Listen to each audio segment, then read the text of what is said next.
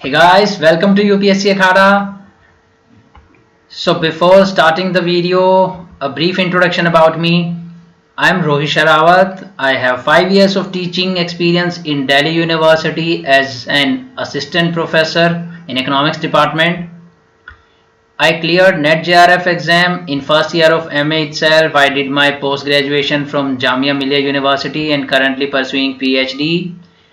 And you can call me at 8920867614 for complete courses on economics optional, Indian economic services and UGC NET JRF in economics. And I'm also providing some free services, like you can join my economics optional group on WhatsApp or on Telegram. Here I share some of the answers and PDFs which I feel are important and relevant from the exam point of view. So let's start now. So currently we are discussing economics optional paper 1 2020 solutions. Today I am taking the question number 6 subpart B, which is about Tobin's Q theory of investment. So let's start. What do you mean by Tobin's Q theory of investment? How would you modify the standard ISLM function in the presence of Tobin's Q?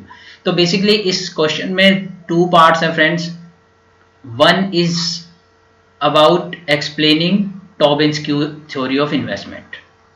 Tobin Q theory of investment को explain करेंगे हम.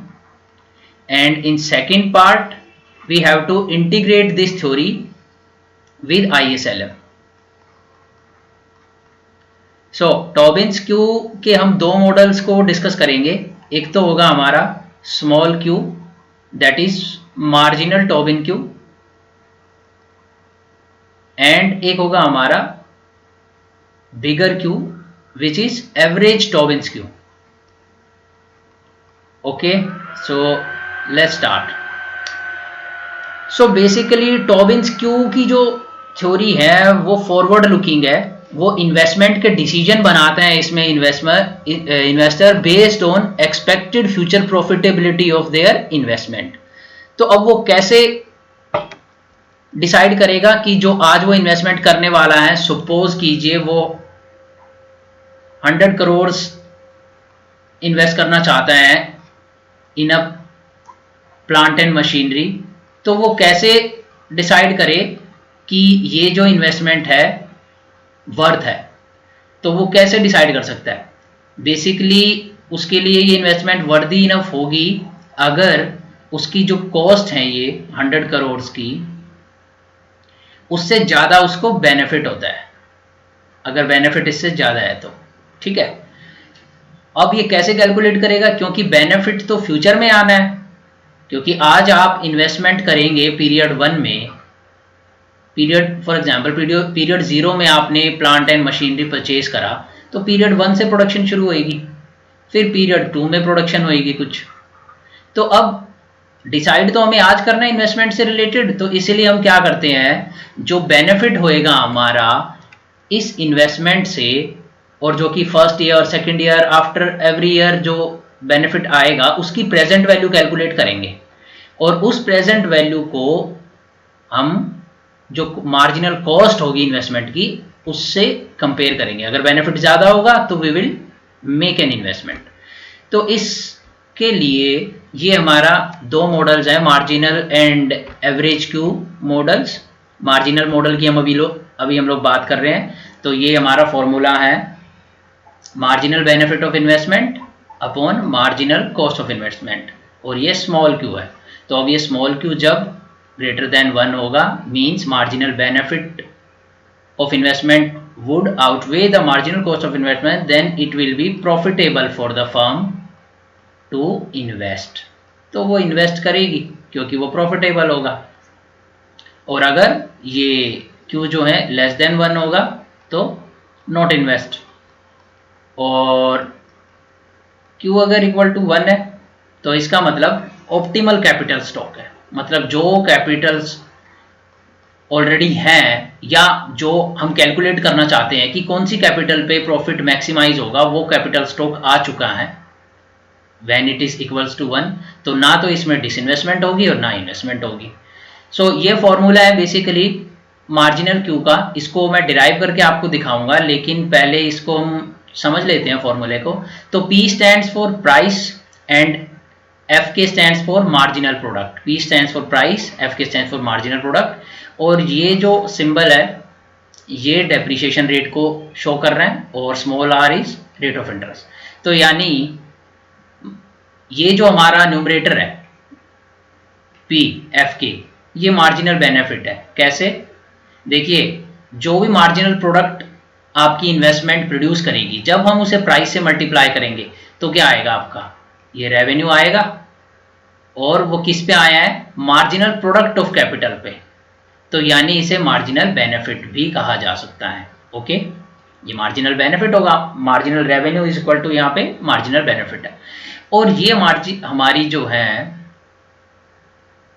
Denominator, इसको अब आपको समझना है कि ये कैसे डिराइव होके आया है और ये क्योंकि इस कैलकुलेशन में इंक्लूड करा गया। क्योंकि जो मार्जिनल बेनिफिट है ना फ्रेंड्स, वो सिर्फ न्यूमरेटर नहीं है, डिनोमिनेटर में भी कुछ वेरिएबल है जो मार्जिनल बेनिफिट को डिटरमिन कर रहे हैं। क्योंकि आपका marginal benefit rate of interest पे भी डिटरमिन होएगा। क्योंकि अगर आज आप इन्वेस्टमेंट नहीं करते हैं तो एटलीस्ट रेट ऑफ इंटरेस्ट तो अर्न करेंगे ही, तो आपको इंक्लूड करना पड़ेगा while you are calculating marginal benefit the rate of interest और ये डेप्रिसिएशन रेट को भी, क्योंकि ये भी तो पता होना चाहिए कि इन्वेस्टमेंट कितने सालों तक है। तो चलिए हम लोग इस फार्मूले को अभी डिराइव करते हैं ताकि आपको एक क्लियर इकोनॉमिक इंट्यूशन मिल जाए। सो ये हमारा डेरिवेशन है फॉर्मूले की। देखिए मार्जिनल बेनिफिट क्या था? मार्जिनल बेनिफिट हमारा यहाँ पर, एक मिनट में पेन सेलेक्ट करता हूँ। मार्जिनल बेनिफिट है ये हमारा प्राइस और मार्जिनल प्रोडक्ट। ओके, बट हमें इसकी प्रेजेंट वैल्यू चाहिए, प्रेजेंट वैल्यू। अब प्रेजेंट वैल्यू कैसे कैलकुलेट करेंगे? क्योंकि आपने इन्वेस्टमेंट तो इस साल कर दी है, मार्जिनल कॉस्ट जो आएगी इन्वेस्टमेंट की वो तो पीरियड 0 में आ जाएगी, पीरियड 0 में आएगी। ओके, लेकिन आपको रिटर्न आएगा पीरियड 1 में, फिर पीरियड 2 में। ये पीरियड 1 का रिटर्न है, ये पीरियड 2 का है, ये पीरियड 3 का रिटर्न है, ऐसे पीरियड 4 का, जब तक सारी की सारी कैपिटल डेप्रिशिएट नहीं हो जाती। ओके, तो अब प्राइस इनटू मार्जिनल प्रोडक्ट आएगा आपका पीरियड 1 में, ये मार्जिनल बेनिफिट होगा। बट 1/r से प्लस r से उसे हम डिवाइड करेंगे प्रेजेंट वैल्यू कैलकुलेट करने के लिए, क्योंकि डिसीजन आज बनाना है। फिर ऐसे ही सेकेंड ईयर का, लेकिन सेकेंड ईयर में एक और कंपोनेंट ऐड हो गया। वो क्या है? ये जो सिंबल है इसको मैंने इक्वेशन में वहां पर दूसरे पीडीएफ में इससे शो करा है, क्योंकि ये सिंबल मुझे मिला नहीं। तो ये डेप्रिसिएशन रेट है। अब डेप्रिशिएट जो होएगी सेकेंड पीरियड से, आपकी डेप्रिसिएशन भी शुरू हो जाएगी। तो ये भी आपको इंक्लूड करना पड़ेगा ये वेरिएबल। फिर थर्ड पीरियड में और डेप्रिसिएशन होएगी।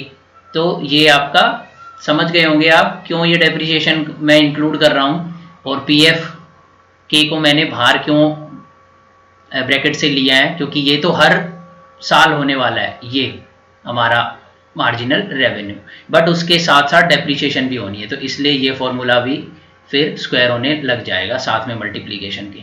ओके, तो अब हम इसको सिंप्लीफाई करेंगे। यहाँ पे 1/1 + r, ये सारी इक्वेशंस में आ रहा है। 1/1 + r यहाँ पे भी आ रहा है, यहाँ पे भी आ रहा है। तो ये मैंने यहाँ पे कॉमन ले लिया, और अब सिंप्लीफाई करने के बाद ये इक्वेशन बन जाएगी 1 + 1 - this depreciation rate upon 1 + r, और फिर ये एक्सपेंड हो रही है। अब ये जो है ज्योमेट्रिक प्रोग्रेशन है, जीपी है ये, और आपको पता है इसमें फॉर्मूला क्या होता है? a/1 - r होता है। तो a क्या है? यहाँ पे 1 है, ये हमारा 1 है, और 1 - r क्या है? हमारी रेशो ये है, क्योंकि इससे आप डिवाइड करिए, हर साल इसको डिवाइड करेंगे तो यही आएगा डिनोमिनेटर जो रिमाइंडर होगा। अब ये हमारी r है। ओके, अब ये कैलकुलेट हमने कर लिया। अब इसको मल्टीप्लाई करेंगे हम इसके साथ, इस टर्म के साथ, और ये मल्टीप्लाई करने के बाद क्या आ रहा है? ये तो कट जाएगा न्यूमरेटर यहाँ के इस डिनोमिनेटर से, और बाकी का हमारा ये आ जाएगा फॉर्मूला। तो अब आप समझ गए। अब वापस चलते हैं अपने मेन कंसेप्ट पर। अब आप समझ चुके हैं मार्जिनल कॉस्ट और मार्जिनल बेनिफिट के बारे में। ओके, तो marginal benefit equal to marginal cost होगा। ओके, और जब हम इसको डिनोमिनेटर में ले आएंगे यहाँ पे, तो यहाँ पे क्या बचेगा, 1 बचेगा। तो इसीलिए ये हमारा Q है और इसको हम 1 से कंपेयर कर रहे हैं। हम ये मान के चल रहे हैं कि ऑप्टिमल होता है MB अपॉन MC जब दोनों बराबर होते हैं। तो अब ये Q equals to 1 optimal capital stock, और जब ये अगर हायर होगा तो MB greater than MC, MB less than MC, optimal. Okay, तो अब ये इन्वेस्टमेंट करो, यहाँ पे मत करो, ये अब आप समझ गए हो। लेकिन क्रिटिसिज्म भी है मार्जिनल क्यू थ्योरी का, इसीलिए तो एवरेज क्यू थ्योरी आई। तो क्रिटिसिज्म क्या है भाई, इकोनॉमिस्ट ने एम्पेरिकली पाया कि ये थ्योरेटिकली जो हम एक्सप्लेनेशन कर रहे हैं वो सिर्फ थ्योरी में ही लागू है, प्रैक्टिकल नहीं है ये, इट्स नॉट प्रैक्टिकल। क्योंकि एक तो फ्यूचर में क्या टेक्नोलॉजी होगी, मेजर ऑफ टेक्नोलॉजी। अब क्यू को कैलकुलेट करने के लिए हमें मार्जिनल प्रोडक्ट पता होना चाहिए, ये वाला, ये मार्जिनल प्रोडक्ट, ठीक है। अब वो मार्जिनल प्रोडक्ट क्या होगा, वो टेक्नोलॉजी के साथ साथ भी चेंज होता रहता है। बेशक आपने आज एक मशीन खरीदी है, सपोज मशीन ए खरीदी है, लेकिन उस पर काम करने की टेक्निक्स में चेंज आ सकता है। कल ही उसका मार्जिनल प्रोडक्ट बढ़ सकता है, अगले साल, उससे अगले साल क्या पता और ज़्यादा वो यूज़फुल हो जाए, कोई और नई उसमें ज़रा सी एडजस्टमेंट करनी पड़े और उसका मार्जिनल प्रोडक्ट हाई हो जाए। ओके, तो इसीलिए हम नहीं जान सकते हैं कि हमारा मार्जिनल प्रोडक्ट हर साल के बाद आने वाले फ्यूचर में क्या होने वाला है। इसीलिए हम इस मार्जिनल क्यू थ्योरी पर बेस इन्वेस्टमेंट नहीं कर सकते हैं। सो ये प्रैक्टिकली इम्प्रैक्टिकल पाई गई। तो किसी और थ्योरी की ज़रूरत पड़ी तो economist are famous and popular, why, for their evolving and innovating and developing theories on economics. So we have now average Q theory of investment. अब average Q theory में क्या होता है ना, इसमें कैसे डिसाइड होएगा, और यहाँ पे एवरेज क्यू को डिसाइड शो करने के लिए मैंने लार्ज क्यू लिया है। यहाँ पे जो मार्जिनल बेनिफिट, मार्जिनल कॉस्ट है, ये इसका हमने क्या करा है, इसको हमने ले लिया है market value of shares, market value of shares, और ये है marginal cost of investing in plant and machine.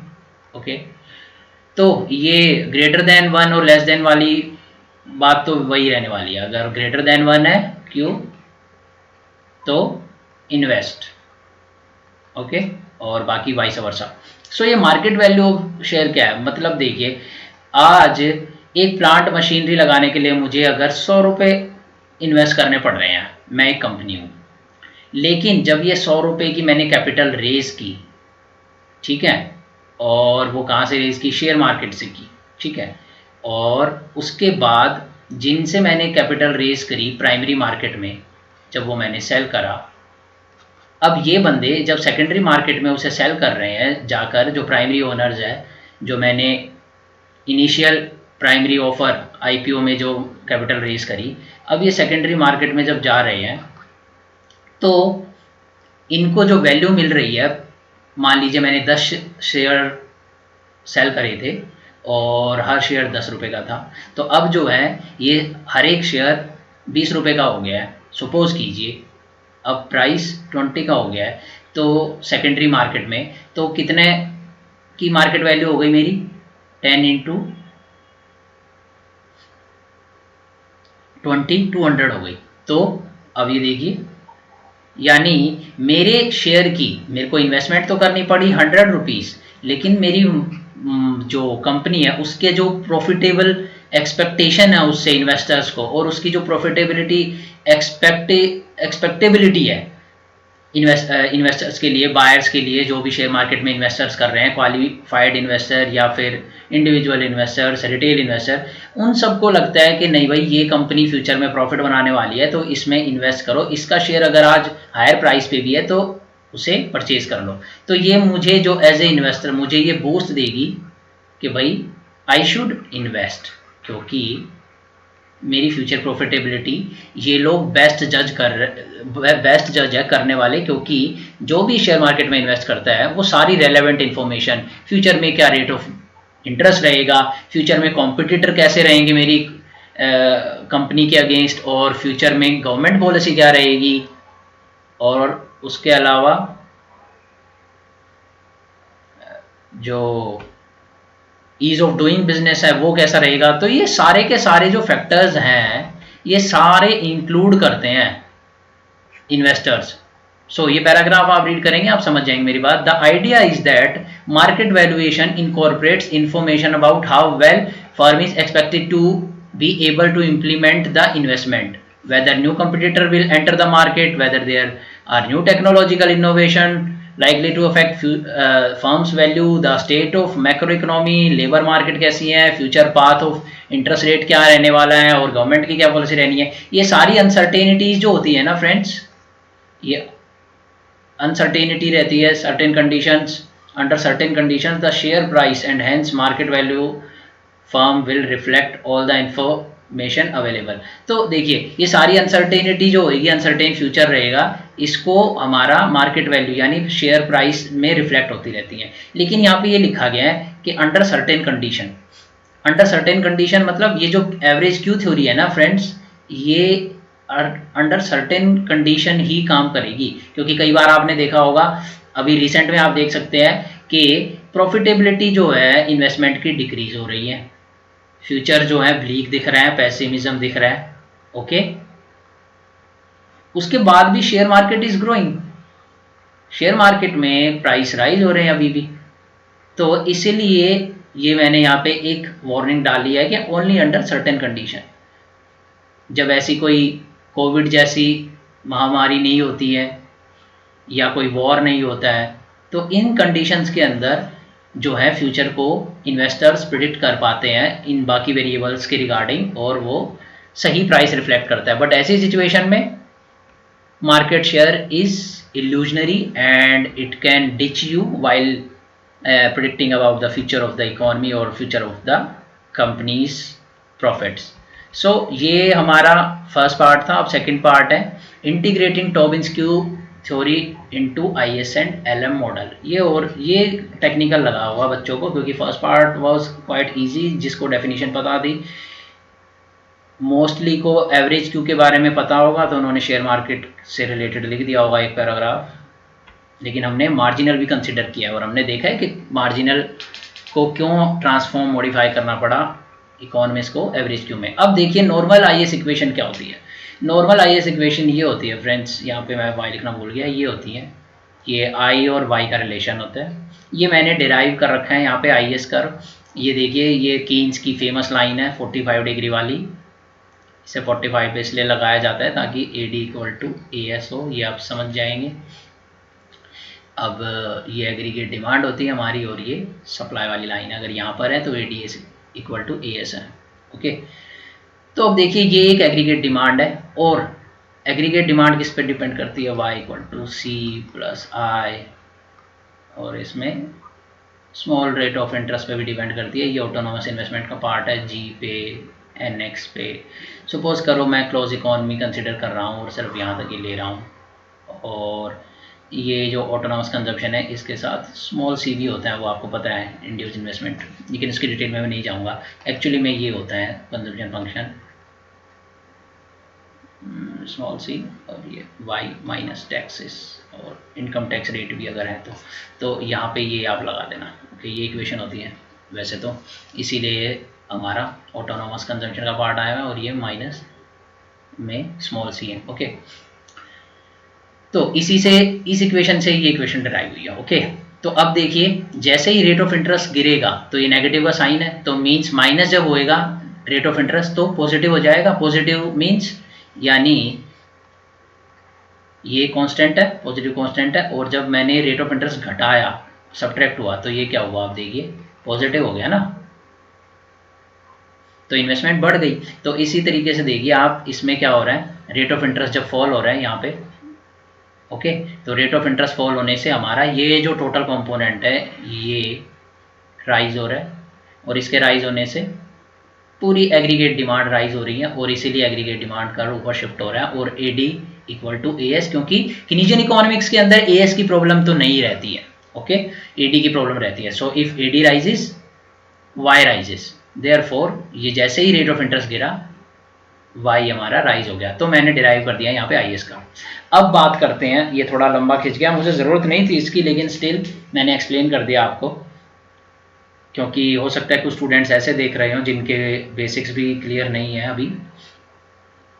तो अब ये हमारी आई एस इक्वेशन है friends, y equals to 1/1 minus C, और ये ऑटोनोमस में मैंने सारे पार्ट को ले लिया है। अगर कोई बच्चा सोच रहा हो कि ये सर ने क्या करा, यहाँ पे सर ने ये ऐसे क्यों करा, ये ए जो बार है ये पूरे इसको रिप्रेजेंट कर रहा है, इस पूरे पार्ट को, इन तीनों टर्म को, ये भी, ये जी बार भी, आई बार भी, ओके। और अब ये डायरेक्ट रिलेशन हो रहा है यहाँ पे वाई और आई का 2D स्पेस में। अब देखिए हमारा जो इन्वेस्टमेंट डिसीजन है वो किस पे डिपेंड कर रहा है, टॉबिन्स क्यू वाला शेयर मार्केट पे, और मार्जिनल क्यू वाला, उसमें तो बहुत सारे वेरिएबल थे, आर भी था और आपका डेप्रिसिएशन रेट भी थी। तो देखिए मेरे पास यहाँ पे दो ऑप्शन है, या तो मैं ये जो दोनों फैक्टर्स हैं, इन दोनों फैक्टर को इस बी में भी इंक्लूड कर सकता हूँ। अगर मैं ऐसा करूँगा तो बी जो है आई एस कर्व की स्लोप को इन्फ्लुएंस करेगा, अफेक्ट करेगा, और इससे होगा ये जो इंटरेस्ट की सेंसिटिविटी है टुवार्ड इन्वेस्टमेंट, इंटरेस्ट रेट से इन्वेस्टमेंट की जो इंटरेस्ट रेट पे डिपेंडेंस है, सेंसिटिविटी है, वो मॉडरेट हो जाएगी, क्योंकि इस बी के अंदर बहुत सारे फैक्टर्स आ जाएंगे, लेकिन ये कॉम्प्लिकेट हो जाएगा, इसीलिए मैं ये यूज़ नहीं कर रहा हूँ, मैं सारा इफेक्ट इस आई बार पे शो कर रहा हूँ, ओके। अब अगर बी पे अफेक्ट करते ही इंक्लूड करूँ ये लार्ज क्यू और स्मॉल क्यू, तो स्लोप अफेक्ट हो रही है, लेकिन मैंने आई बार पे लिया है, और वहाँ से हमारी शिफ्ट में चेंज आएगा आई एस कर्व के, ओके। ये बहुत बड़ा और कॉम्प्लिकेटेड मॉडल हो जाएगा, इसलिए मैं यहाँ पे नहीं जा रहा हूँ, लेकिन मैंने स्टिल आपको डिस्कस करके बताया कि किसी बच्चे के दिमाग में इकोनॉमिक इंट्यूशन ये आए कि बी पे भी तो इफेक्ट हो सकता है, हाँ बिल्कुल हो सकता है। अब ये आपको करना है, आपको क्या करना है, Tobin's marginal Q predicts that following factors will shift the IS curve to the right। अब ये देखिए, an increase in price of product, तो क्या होगा, मार्जिनल बेनिफिट राइज होएगा। याद कीजिए क्या था हमारा फॉर्मूला, पी एफ के, तो ये आपका राइज हो गया न्यूमरेटर, और ये था ना, ये आपका पी राइज हो रहा है, तो मार्जिनल बेनिफिट आपका टोटल राइज हो रहा है। अब an increase in marginal productivity of capital, ये राइज हो जाए तो एफ के, तो भी आपका मार्जिनल बेनिफिट राइज होएगा, तो आप जो है इन्वेस्टमेंट करेंगे और आई एस का राइटवर्ड शिफ्ट होएगा। और अगर ये रिड्यूस हो जाए तो ये जो हमारी डेप्रिसिएशन रेट है, इससे डिनोमिनेटर रिड्यूस हो जाएगा, then also marginal benefit would rise and we will make investment. क्यों क्यों क्योंकि when marginal benefit rise Q is greater than 1। अब हम एवरेज Q की भी बात कर रहे थे, तो average Q highlights the role of expectation of future profit as a shift factor for I S curve. तो यानी अगर लार्ज Q भी ग्रेटर देन 1 होगा, और वो कब हो सकता है, जब शेयर मार्केट राइज करे, ओके, तो क्या होगा, इन्वेस्टमेंट करेंगे और autonomous part of investment increase होएगा, और उसकी वजह से I S shift, okay, I S shift to right word. तो अभी क्या हो रहा है, अभी शेयर मार्केट राइज हो रही है, तो इसका मतलब ये है इन्वेस्टमेंट हो रही है, लेकिन वार्निंग, मिसलेड भी हो सकता है, ये बबल भी हो सकती है, इसीलिए ये थ्योरी हमेशा काम नहीं करती है, only under certain condition. Certain condition ये है कि कोई भी अनसर्टेन, बहुत बड़ा अनसर्टेन इवेंट नहीं हो रहा हो, वॉर नहीं हो रही हो, कोविड-19 ना हो, तो मे बी ज़्यादा ऑथेंटिक चीज़ शो कर सकती थी हमारी शेयर मार्केट, लेकिन अभी हम उस पर रिलाई नहीं कर सकते। So effect of Q on L M curve, अब एल एम कर्व पे भी इफेक्ट होएगा। ये एल एम कर्व की डेरिवेशन में नहीं जा रहा हूँ, बहुत लंबा वीडियो खिंच गया ऑलरेडी, ये आप देख लीजिएगा। तो बेसिकली ये है, यहाँ पे मैंने लिख दिया है, टॉवेंस क्यू में influence speculative demand for money as it will broaden the basket of assets. अब क्योंकि शेयर मार्केट आ गई है, और कीन्स का एलएम क्या था, कीन्स के एलएम के अकॉर्डिंग तो क्या था, या तो कैश या तो बॉन्ड, लेकिन अब शेयर मार्केट भी आ गई है और शेयर मार्केट बहुत चीज़ों को इंक्लूड कर रही है, इंफॉर्मेशंस को। तो यहाँ पे जो है it will broaden the basket of assets thereby moderating the effect of R, इसलिए आर का जो इफेक्ट है मॉडरेट हो जाएगा on speculative demand for money. This in turn will influence the slope of LM का। So ये complete answer है friends, and if you have like this video please like it, subscribe it, और ये जो भी notes हैं आपको, ये पीडीएफ जो मैंने बनाया है पढ़ने के लिए, आप 8920867614 इस नंबर पर मुझसे फ्री काउंसलिंग कर सकते हैं, डिस्कस कर सकते हैं how to prepare for economics optional, और ये पीडीएफ भी यहाँ से ले सकते हैं। So bye bye, see you in the next video.